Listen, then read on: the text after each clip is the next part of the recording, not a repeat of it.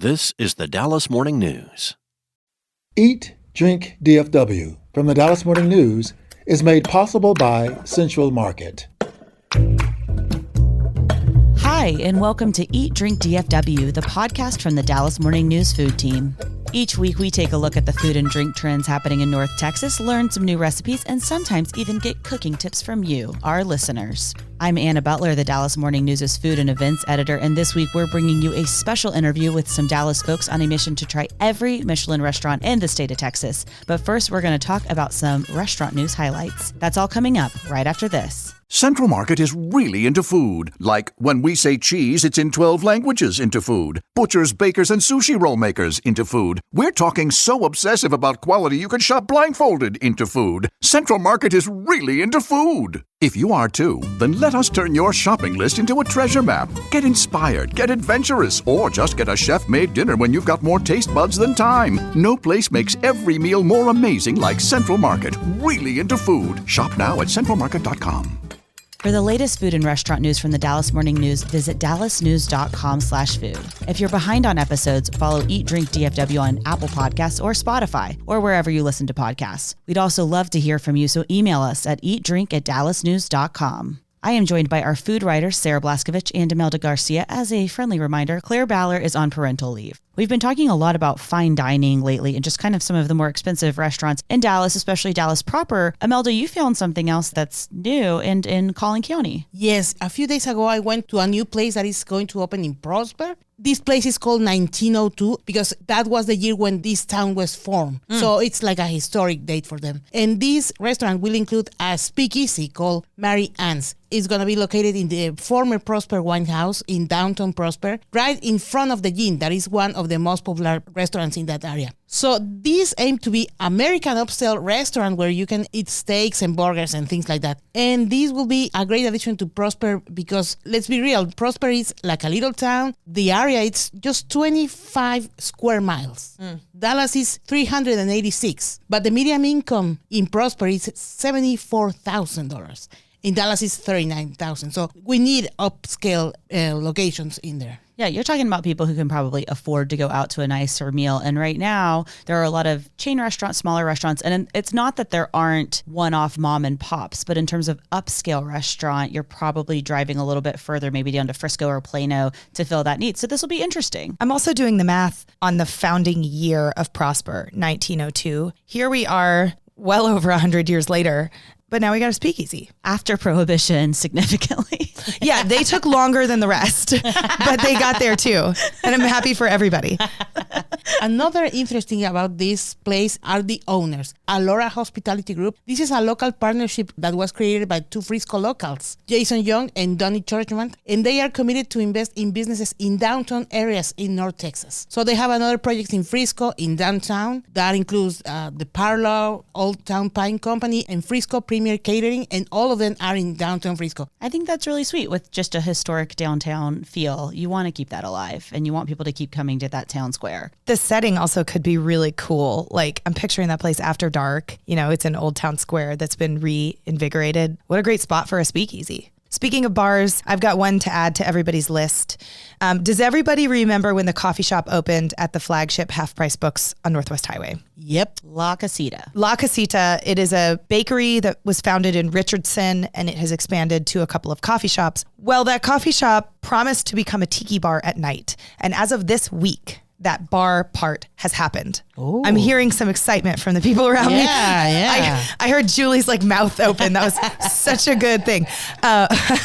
Because who hasn't dreamed of walking through the aisles of Half Price Books with a cocktail in hand? Yeah. Yes, Anna. I was talking to the owners and they were like, if you're early for your reservation, you could just go to the bookstore first. Or I was like, what if you go to the tiki bar and then you go to the bookstore? Like 2 cocktails in, I'm going to go to the cookbook section and have me some fun. I already own all of the books in the military history section at Half Price Books. These are such weird facts about you, Anna. But I could own 2 copies of every John Keegan book, which is going to be great.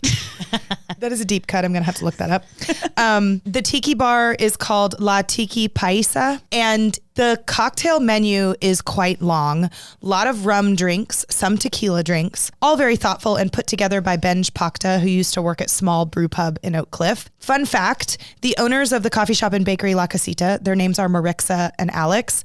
They met working at Small together. Oh. So this is kind of a coming back together of some of these small brew pub folks. And the tiki bar will have what I'll call exciting snacks. There is a burger, there are steak frites, but you kind of want to go and graze while you drink cocktails. So think about this tiki bar this way. Go for the cocktails, stay for the food. Oh. So one thing that Marixa said is that, they have a simple bread and butter on the menu, and they have a bakery, so they're known for that. The bread is sourdough and the butter is a hot honey fermented butter. The tiki bar will be open 7 days a week, starting at 5 p.m. So you're not going to this place at 11 o'clock, for instance. You're going for dinner or for cocktails. They think they'll close about 10 o'clock on the weekends. Perfect for half price books. And perfect for Anna, someone who doesn't want to stay up late, but who does want to eat and drink cool things.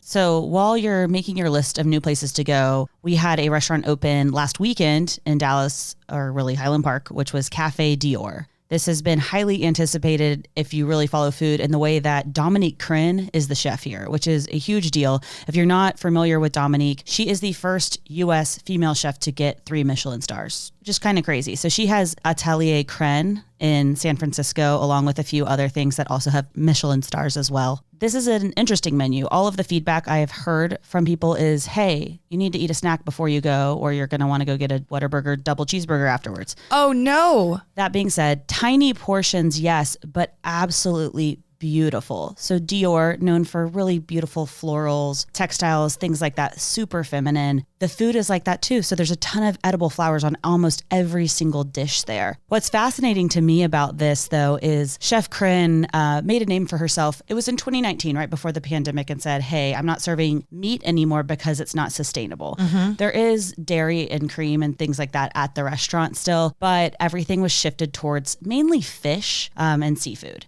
That being said, looking at this menu, what amused me is there's chicken on it. And she doesn't serve chicken in San Francisco, to my knowledge. Oh, is there beef on the menu? Definitely not beef. So chicken maybe technically isn't meat. I'm wondering. Chicken is meat. Chicken is meat.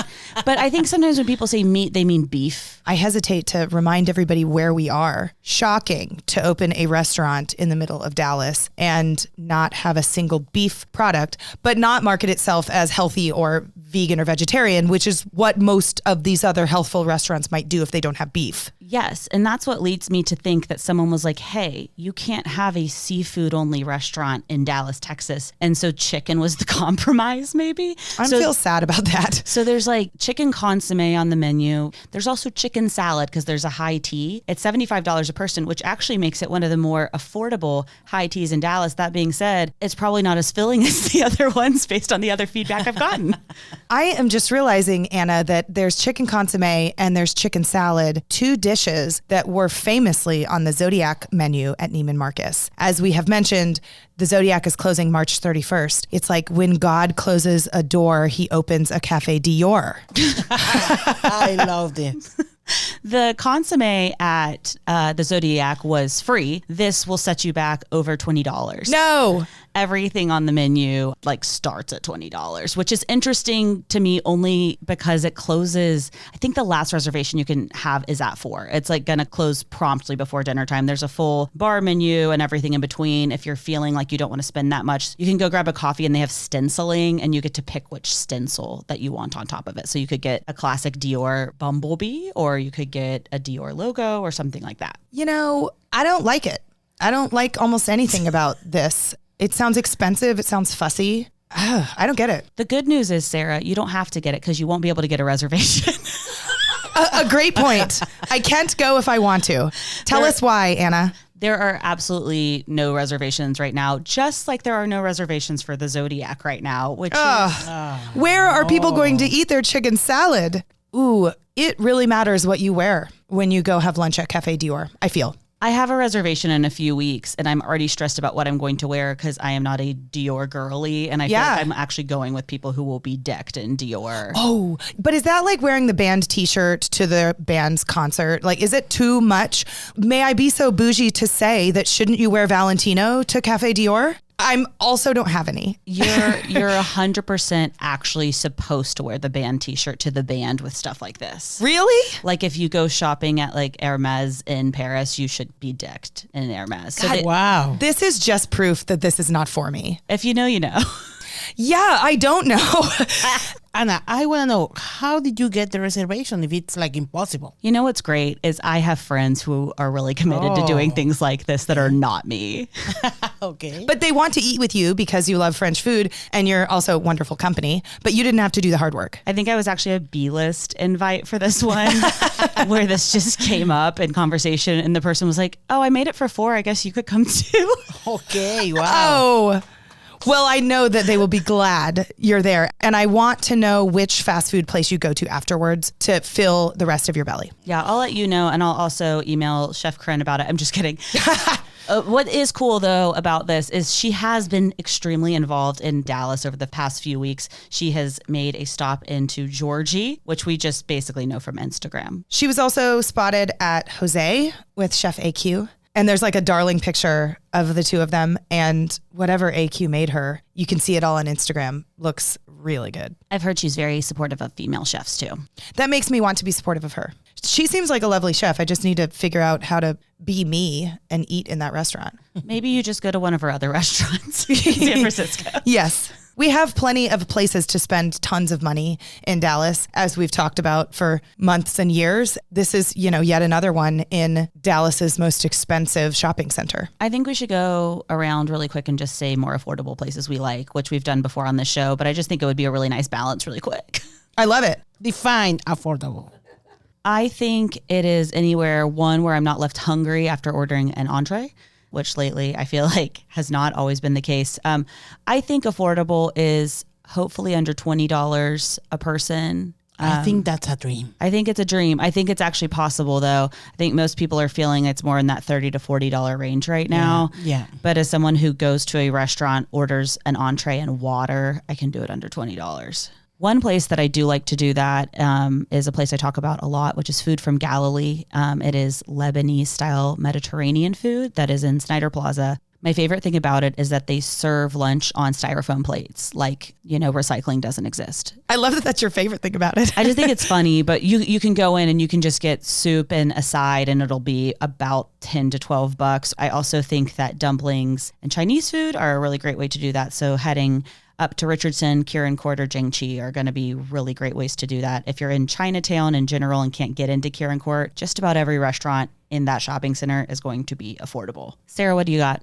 Breakfast. Even though eggs are expensive, breakfast is a great way to have a good meal on the weekends without spending too much money. My family loves Halcyon on Greenville Avenue. We walked there on Saturday, for instance, and their breakfast burrito, which comes with eggs, cheese, and choice of bacon or sausage, is so good. It comes with this homemade salsa, and it's extremely affordable. They also have these really good skillets that, you can put whatever you like in a skillet and they'll kind of scramble it up with eggs. So breakfast is a great opportunity if you're looking to spend a little bit less but still go out. That's my tip. I also am into these salad shops. I have favorites. Salad and Go is the best priced one, and there's no inside at all. You just drive through and get your salad. It's usually $6, something like that. It's a crazy price. My very favorite salad shop is Sweet Green, and those will run you $10, $12, but sometimes I can make one of those salads last 2 meals. Imelda, what about you? I have 2 options in Garland. The Garland Cafe, it's a very, very small place, but it's absolutely marvelous in speaking about affordability because they have like these big portions, but their prices are really, really affordable. For example, I don't know, an omelette, maybe $7.50. Things That's like that. Great. Yeah, it's great. And I think tacos are really affordable. Even the Michelin recommended taqueria in Fort Worth, Birreria Cortez. I mean, for $20, you can have a scrumptious lunch. So yeah, tacos never will break your heart and your pocket. Yes. Tacos will never break your heart. Somebody make a meme out of that.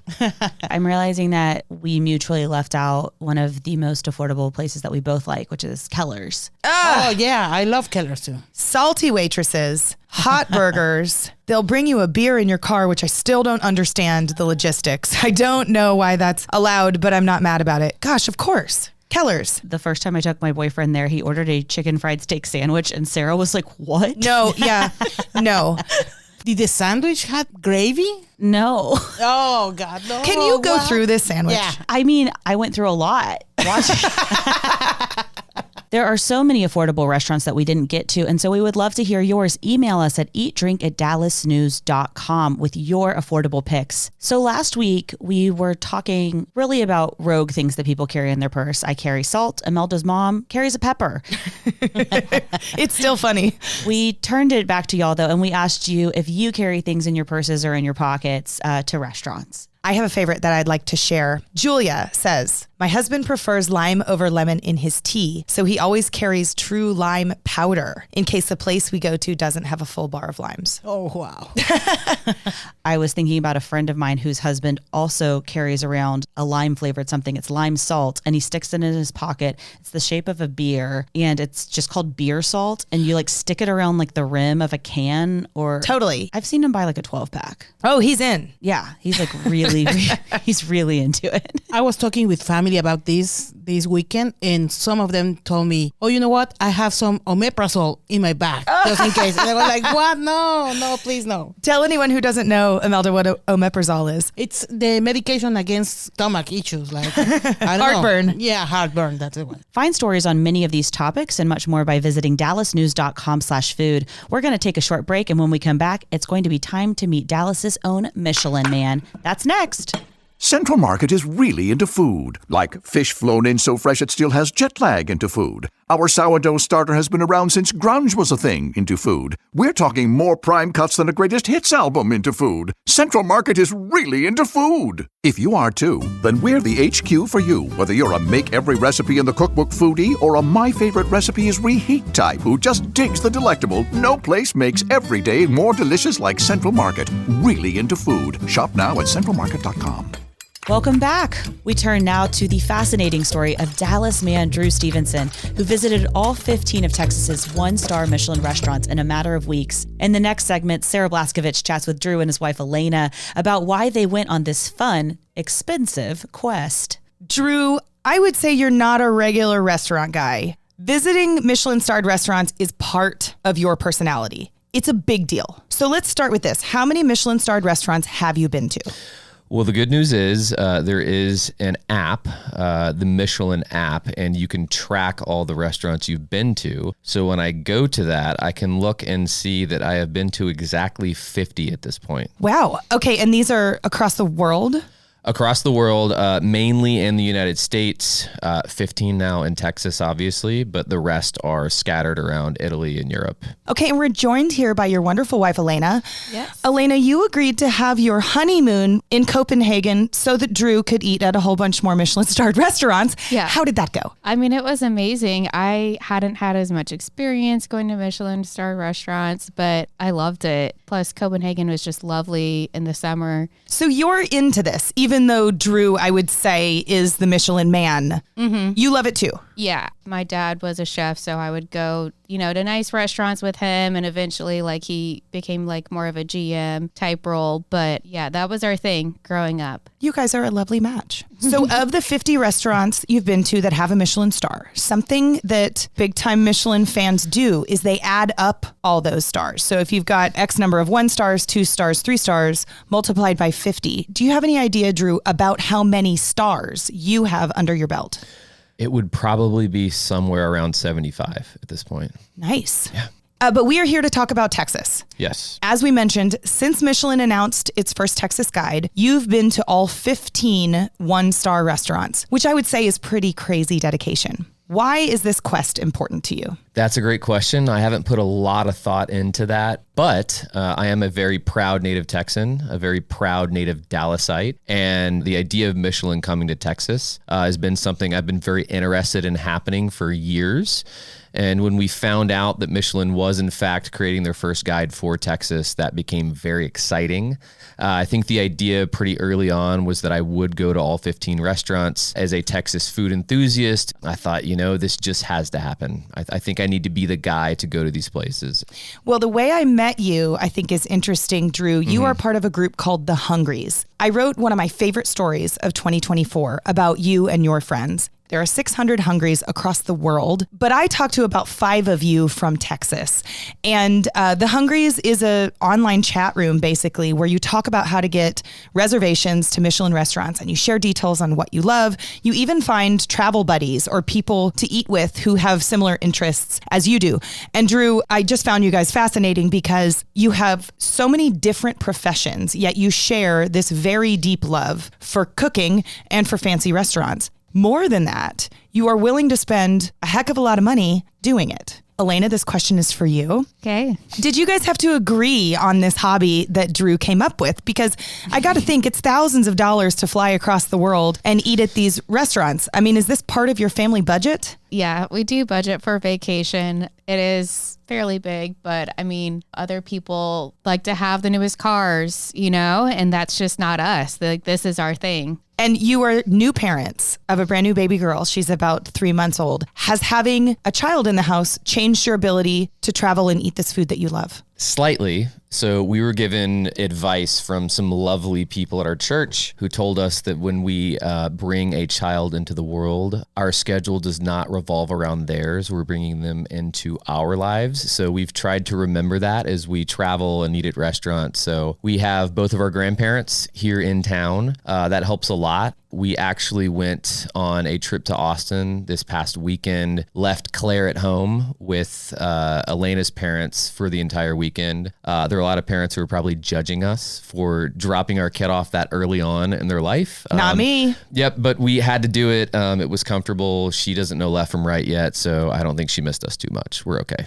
It's hard to get out of the house when you have little bitty ones, but it's important. And part of this Michelin quest, most of it actually, Drew, happened when you had an infant at home, right? Yeah, that's true. So very early on, Elena was kind of giving me the hairy eyeball when I suggested leaving town for a night. And at that point, she was still trying to figure out all the logistics of early on motherhood. And I escaped to Houston for one night to go to 3 places. I checked off a barbecue place for lunch, Le Jardinier for lunch, and then I did March in Houston for dinner. And that was a very quick 24 hours shot back home with Elena in tears on the way home. I need you back here quick. And we made it happen. Okay, I'm so glad the baby and mom are all right, but I have to say I'm mostly wanting to talk about 3 Michelin-starred restaurants inside of 24 hours. Are you hungry for the second and the third meal, or do you just power through because you don't care?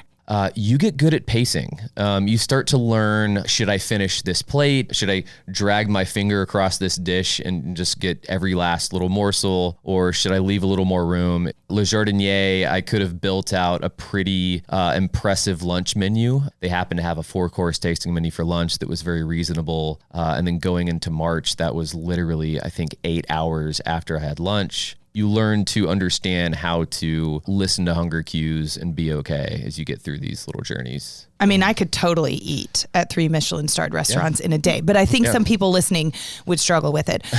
Now, here's what everybody really wants to know. You hit 15 one-star Michelin restaurants in our state within a couple of months. How much money did you spend total? I did this entire journey in the course of 6 weeks. Okay, amazing. Yeah. So for one person is going to run around $3,000. For my employees who might be listening to this, I promise I don't make that much money. This is all budgeted in our vacation budget. Again, we drive 10-year-old vehicles. We live in an apartment. We're not rich. Okay, we just make this happen because it's important to us. It's a priority, right, Elena? Mm-hmm. that doesn't include travel, right? It does not. No, this is just the meal budget, about $3,000 a person. Now, with the 4 barbecue places, you could go in, you could spend about $40 a person. I choose not to do that because I think at the barbecue places, the Texas Trinity of meats, pork ribs, beef brisket, and sausage, you want to get some of that. If they do have other interesting features, you want to try that. Some places are known for their sides. So it probably makes sense to spend about $100 for a couple people at least at the barbecue spot. So factoring all that in, I think you'd probably need to spend about $3,000 a person to make this happen, all 15 restaurants. That's actually not as much as I thought it was going to be. It's not. To me, that sounds reasonable. Does it not? Yeah. Well, I also understand like the quest part of it. You've now checked off 15 bucket list things. Yes. And, we should reflect on the fact that Dallas has one of these 1-star Michelin restaurants. So 14 of them were out of town, which took not only time planning, but you also had to get reservations. Was the journey of like putting this all together, the spreadsheet of it all, was that difficult? Yeah, the logistics involved in getting this journey mapped out and accomplished is very difficult. I would say that the biggest challenge was the Houston and the Austin leg of this. Austin has 7 1-stars. You cannot do that all in one weekend. You're going to have to break it up into 2. Houston has 6 1-stars. You also can't do that in one weekend. You have to break it up into 2. So immediately right there, just Houston and Austin alone, that's 4 road trips. San Antonio is about a 4.5-5 hour drive, depending on what time of day you go. And that's just for one place. We figured out all sorts of road maps on how to make this happen. I sat down for hours upon hours trying to figure out how to make this work, and finally came up with a plan that made the most sense. But it involved going to San Antonio and then hopping up to Austin for just one night, running down to Houston, like I said, for 24 hours to knock 3 places out. The good thing is if you hop down to Austin for just a weekend, you can knock a couple places out and then come back. You can do all 3 barbecue spots for lunch and then do 3 fine dining places for dinner. So the Austin leg of things makes a lot more sense. Houston having 6 stars, 5 of which are fine dining, 1 that's barbecue, that becomes a little more logistically complicated. And for our listeners, you also don't have to cram these all together like you did. You could spend a year and just hit one every time you went to Austin, every 2 or 3 months, and you could finish it by the end of the year. Drew and Elena are a little more enterprising in that they wanted to do it quickly. Well, I thought that's what the plan would be of it, like at first. That's how I pitched it. I said, honey, let's try and get this done within about a year. And then it turned into 6 weeks. Yeah, why? Did he explain that to you, Elena? So enthusiastic. And honestly, with the newborn, like we did have a lot more free time off work. It just kind of played into it. Now, we've talked a little bit about barbecue. And when we knew Michelin was coming to Texas, but we didn't know which restaurants it was going to pick yet, Michelin promised us it would look at our Tex-Mex and our barbecue specifically. Drew, did they do a good job honoring those cuisines, in your opinion? Yes and no. I'm very hesitant to criticize Michelin because I love them so much. I'm not sure that there's a better restaurant rating system on the planet. I don't know if they delivered on the Tex-Mex promise. You have a place like Las Palmas, which I know we're probably all obsessed with. For them not to get a call from Michelin, I thought they were an easy choice for a Bib Gourmand. So if they really did want to honor our Tex-Mex heritage, I'm not quite sure why places like Las Palmas and other places around the state weren't invited to the ceremony. With barbecue, I am completely fine with them giving Michelin stars to barbecue restaurants. I don't have a problem with that. A lot of people do. Yep. I thought that Aaron Franklin would get a Michelin star for Franklin barbecue. I really thought that the guys at Goldie's might get one as well. I did too. I thought that they would take it in this direction.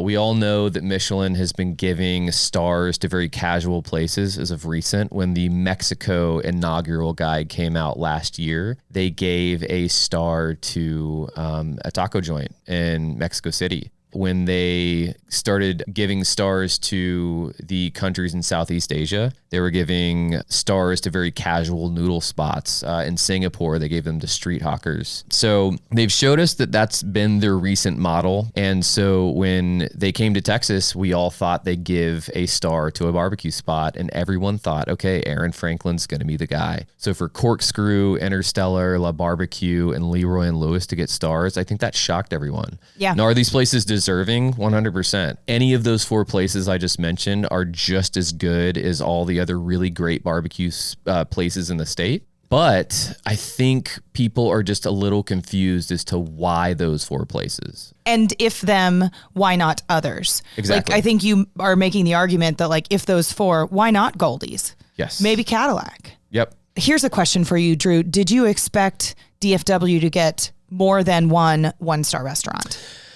Yes. I did think Dallas-Fort Worth did deserve a little more love. Michelin's very interesting. With the way they give a single star to different restaurants, they've showed that they don't follow one particular model. Sometimes they will give 1 star to a very creative, very mind-blowing tasting menu. There's a place in San Francisco right now called Kiln that can match a lot of the 2-star restaurants that people have been to around the world. There are places, in Copenhagen specifically, that will get 1 Michelin star that have really incredible, mind-blowing tasting menus. Then you'll see Michelin give 1 star to very casual a la carte places. Like there's a spot in New York City called the Four Horsemen. In London, there's a place called St. John, amongst other places that have a more casual a la carte sort of order as you want, sort of style tasting menu. A place that's reflective of that model in Texas is Olame, which is a southern restaurant that has an a la carte menu, a little more casual approach. They got a Michelin star. BCN Taste and Tradition is another one of those. So knowing all that, when you look at that model, I'm not quite sure why a place like Mat Hai Ba or Lucia wouldn't have gotten a star. I went through how many stages of grief are there? Is it 7? Something like that. However many stages of grief there are, I went through all of those. You and I were talking certainly before the Michelin ceremony and then a little bit the night of, and you were angry the evening of the ceremony. Tell us why. Yeah, I was really hurt. You should have seen me. I wish Elena would have whipped out her phone and taken video footage of me, but I was flush, red-faced, on the ground, just sort of angry and just winded, like I'd just been on a roller coaster after the ceremony. I had a lot of emotional attachment to restaurants in Austin and in Dallas. When Lucia got a Bib Gourmand, I was pretty devastated. I wanted to cry. It did not feel good. Same with Mat Hai Ba. Now, I think it's really incredible that those places did get recognized. They were invited to the ceremony. They got their Big Gourmands. I think that's really cool, but I just disagree with a place where you need to spend a few $100s to have an incredible experience getting a Bib Gourmand. In the past, how they've defined Bib Gourmand, that does not fit. It doesn't make sense. What they said in Texas for those Bib Gourmands, for anybody listening, is $50 or less for essentially 3 courses, a starter, a main, and either a glass of wine or a dessert. And I've talked to a whole bunch of people about Lucia. It is a wonderful restaurant. I also had it on a guessing list for a 1-star myself. I can't really math that very well. I can't get to only $50 at Lucia for myself unless we're really skimping. So your point is straight on. The reason I brought up the Four Horsemen and St. John in London is because those are just great examples of very casual but great cooking that deserve a Michelin star. And I thought that if you are putting Lucia and Mat Hai Ba up to those restaurants, I think it absolutely deserves a star. You know, Dallas, I think, did deserve a couple more stars, but I think it also speaks to us being a little behind Houston and Austin. There's nothing wrong with that. Yeah. Austin and Houston have a very strong culinary identity, and I think Dallas is just a little more muted or muddled in who we are in the culinary scene. I want to dig into this a little bit more. This is important to me, Drew, and I think this is important to you. You've told me you're worried about what Dallas restaurants say about us Dallas people. And I'm sort of paraphrasing, so correct me here. Yeah. But do we have an identity in Dallas when it comes to food? And now that you've eaten at the state's finest restaurants, how does Dallas compare? Yeah, great question. This is something I've thought about for a very long time. I think I first started to sort of flirt with, does Dallas really have an identity? Over 10 years ago. I just remember thinking, what's going on down in Houston? What's going on in San Antonio and Austin? And who are we? Yeah. So I think that everything that you would say is great about Dallas. We do Tex-Mex. We have great Mexican food. We have a very diverse cultural heritage. We have a great big Vietnamese population, Hispanic population. That is all true about Dallas, but it's more true about Houston and Austin and San Antonio. So when you think about the restaurants that got Michelin stars down in those cities, you think about Musafir in Houston, very representative of their cultural melting pot. It's an Indian restaurant.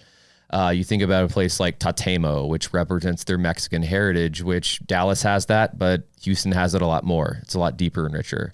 You think about Michelin in San Antonio, which is very representative of their Mexican culture. You think about Barley Swine in Austin, which is very representative of their quirky personality, that sort of keep Austin weird identity, which I cannot think of a restaurant in Texas that is more reflective of the city it represents than Barley Swine. So you have a lot of these restaurants that are very representative of those cities and what make them unique. And then in Dallas, we have an omakase place. It's a great omakase place. It's probably the best in Texas, but it in no way reflects a unique identity of Dallas. Yes, in fact, and you're speaking of Tatsu, our one Michelin starred restaurant. You could have Tatsu somewhere else and it would be just as wonderful. We are glad that Chef Tatsuya moved to Dallas to put it here. And God bless, without him doing that, we wouldn't have any Michelin starred restaurants. So we are glad he's here. But yes, does that menu define Dallas? No. No, it doesn't. And like you said, it's kind of hard saying that. I don't want anyone to take that as a criticism because Tatsu is incredibly important to our culinary identity if we do have one. And we're really blessed to have him. It just doesn't give an identity to Dallas. Now, we do have other places in the country, like, so say Tampa Bay or Orlando. We have a guide in Colorado, Denver specifically. We have a guide in Atlanta. Now, do Orlando, do Denver, and do Atlanta have strong culinary identities? I don't think so. I don't know a lot about those cities in particular and if they do or do not have a strong identity, but my suspicion is that they don't. Now, are these still great places to go eat? Does Michelin still give them a handful of stars and make it a fun and intriguing place to go travel to eat? Yes. So does Dallas need a strong culinary identity? That's a question I don't know if I know the answer to, but I think as long as we have chefs continuing to push, to move to Dallas, to try new things, to create great new restaurants, I don't know if an identity is that important. I think that's so interesting. That's not where I thought you were going to end up with this answer. I like it. I mean, because, what's the suggestion? Like, we become a thing overnight just so that we can hitch our wagons to that culinary idea. That doesn't work. Yeah, I don't think that's possible. I agree. Think Dallas is what it is. We're too far north. We're too far removed from all these other cities down in South Texas that seem to kind of have this allegiance that we don't. And again, I just think Dallas is what it is. I'm Dallas's biggest defender when it comes to our food scene. I love it here. Yeah, you are. So I think I've settled into this idea that we can still be a great food city, just not having the strongest identity, and that's okay. Yeah, I think Michelin probably wants to see more chefs with their food on the plate. That is one of the criteria that they say. They want to see the chef's personality on that menu. And many of the restaurants that you mentioned in Austin or Houston, they do that. So I think there's a little bit of a moment here where we can say, what chefs do we have and can we see more of them? And I bet if you'd asked them, they're doing their best. Yeah. Nobody's like not shooting their shot now that Michelin's here. But it's a good point, Drew. I'm going to ask you in just a moment what your favorite single dishes were, Drew. And I think this is going to be hard for you to answer. So I want you to think about it while I ask Elena one more question. I want to go back to the Michelin ceremony night when Drew was beside himself, red-faced on the floor. I think he said, "What do you do in that moment?" Oh, I mean, it was pretty similar, his reaction to when the Rangers were losing to the Astros in the ALCS. He was just devastated. I mean, there's no consoling at that point. You just have to let him be. And then tomorrow he wakes up and he finds the silver lining somehow. Okay, you are a silver lining guy. Yeah, the Enneagram 7s were famous for making a big damn deal out of stuff. And then the next day we realize everything's going to be okay. Here comes the last question before we go to a lightning round. What was the best single dish you ate in your journey of 15? If you do need me to condense this to one thing, there are 11 fine dining Michelin-starred restaurants in Texas. The last fine dining restaurant we went to was Hestia in Austin, and there was a dish with a scallop cut into 3 beautiful little pieces, put back in its shell. It was served with melted beef tallow, kohlrabi, and a mushroom gelée. That is probably going on a list of 5 or 10 of the best things I'll have eaten in 2025. I know it's really early, but that dish really blew me away. Oh, I love this. And I just looked up Hestia's menu to see if I could give everybody a price for that scallop dish. I know people are listening who are going to say, maybe I can't do the whole tasting menu, but I'm going to go for that scallop that Drew loved. And there aren't prices on the menu because this is one of those. So I don't know how much it is, you guys, but it sounds like it's worth the money, whatever it cost, Drew says. Yeah, we did the tasting menu that came on the tasting menu. Yes, the whole chef's tasting menu is $195 per guest, with an additional $150 if you do the wine pairings, which, Drew, you do not drink. So I don't drink. You save yourself $150 every time. Love that. All right, Drew, before we get to the lightning round, just one more question. Of the 15 restaurants, give us a couple that we have to visit. I would say Barley Swine is my number one. Okay. In Austin. In Austin. Incredible tasting menu. Like I said, it's very quirky, fits Austin's personality really well. Some fun and exciting things you won't see anywhere else. Okay. 2 is March. March in Houston. If we had a Michelin culinary battle, a civil war that broke out in the United States, that would be our Michelin representative that would fight for Texas. Aha. They are the most Michelin ready. They are the restaurant that is most ready to receive 2 stars. It is the best experience I think you'll have overall. Wonderful. Number 3 is Hestia. And then 4 is Michelin. They do an incredible menu. It's the Mexican tasting menu down in San Antonio. Michelin, those guys are killing it. So if anybody wants to do a condensed version of this 15 restaurant trip, you could do Barley Swine in Austin, Hestia in Austin, March in Houston, and Michelin in San Antonio. You absolutely could. And that would be an incredible journey. And you could drive all those places. You could call it 4 nights. We've just planned everybody's next trip, I think. Yeah. I love this. Do it. All right. It's a lightning round. We're going to hit highlights and a few lowlights, and you may only pick one thing from each. Got it. I can do it. Which restaurant was the biggest surprise? BCN Taste and Tradition. And where is that? In Houston. Okay. And why? I didn't expect the menu to be that good. I didn't expect the food to be that good. Okay. It blew me away. These Michelin guys seem to know what they're doing. Mm-hmm. Okay. Where did you spend the most money and how much?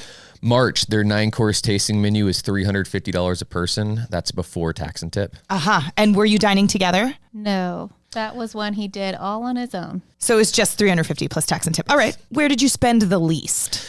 Tatemo in Houston is $125 for the tasting menu, which in Michelin terms is a massive deal. Yes, and I thought you were going to say a barbecue restaurant. You managed to spend over $125 at all the barbecue places? I spent more than that at 3 of the barbecue places. Yeah, okay. Which restaurant did you visit once and may never return? Ooh, do I have to answer this? You do. I would say Musafir, and that is not a criticism. I just don't know if it's the cuisine I love the most. And this is the Indian restaurant in Houston. Yes. Okay. Which restaurant are you most excited to return to? Gosh, either Barley Swine or March. Barley Swine, once they change the menu up completely, I'd love to see what they have in store for, like, say, spring or summer. Or March, they do 2 different menus a year. The last one was the Republic of Genova, I think. And then this menu is going to be Venice. And they focus on things that people would have been eating, say, like 1,000 years ago. Interesting. Which takes incredible research. I don't know how they do it. Plus, he'll have to return so he can take me to that one. Yep. You do have to take her. I have to take her to March. Yeah, that was very unfair. I get it. Where was it hardest to get a reservation? And is it hard, Drew, since I know you make more reservations than most? So yes, I definitely understand the logistical side of it. I know how to get reservations and when to be camped out at my phone. And I get all the little ins and outs. I've done this a million times. The hardest reservation was at Kraft, the omakase place in Austin. This place is incredibly popular right now. When the reservations drop, I can't remember when, but say it's, 11 a.m. You have to be camped out at your phone at 10:59, and you have to pull the trigger the second the clock strikes, and boom, sometimes the reservations are all gone within 10 seconds. Yep. Okay, this is my last lightning round question, and it's for each of you. I will ask Elena first. Simply, which restaurant was your favorite and why? My favorite was BCN Taste and Traditions. I mean, the food was solid. And for me, it's more than just the food. It's the whole experience. It's the service. It's the story that they tell of the 9 that I went to. I think they had like their own identity as a restaurant. I could really feel that. Amazing. Drew? Yeah, mine was Barley Swine. I just think that they're doing fun things with food that you're not going to see anywhere else. Like I said, they just play into Austin's weird and fun and quirky and adventurous personality better than anyone. So they are trying some really fun, interesting things. And it makes for a really incredible menu.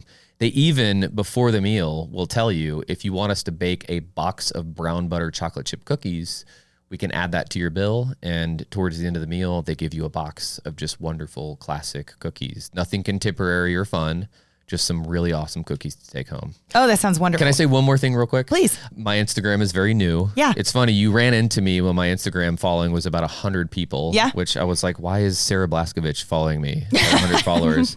All the reels from all these restaurants I am currently posting. They're really good, by the way. I have followed your journey through that Instagram account. Thank you. Yeah, I try hard. I think I'm just kind of a natural at using CapCut at making videos. It's a lot of fun. So please follow me. It's at Drew the Food Guy. Yeah, I know. Drew the Food Guy. Sounds a little goofy, but it gets straight to the point. At Drew the Food Guy, I am posting reels of all my journeys. So if you want to hop on there and follow me, I think it's pretty fun. And you can ask Drew questions too. If you're listening, you want to go to one of these restaurants, he's been to more of them than I have, for instance, and he might have answers. Drew, we thank you for your service. And Elena, you're a wonderful partner for this wild ride. Thank you so much for coming on the Eat, Drink, DFW podcast, y'all. Thank you, so Sarah. much. You are incredible. We love you so much. That's all the time we have for this week. Coming up next week, we're going to be talking about sandwiches. And who doesn't love sandwiches? Stay up to date with the food team's stories at dallasnews.com/food. And listen to all of our episodes by following Eat, Drink, DFW wherever you find your podcasts. Special thanks to our producer, Julie Fisk. For the news, I'm Anna Butler. Thanks for listening, and we'll see you next week. Eat, Drink, DFW from the Dallas Morning News is made possible by Central Market.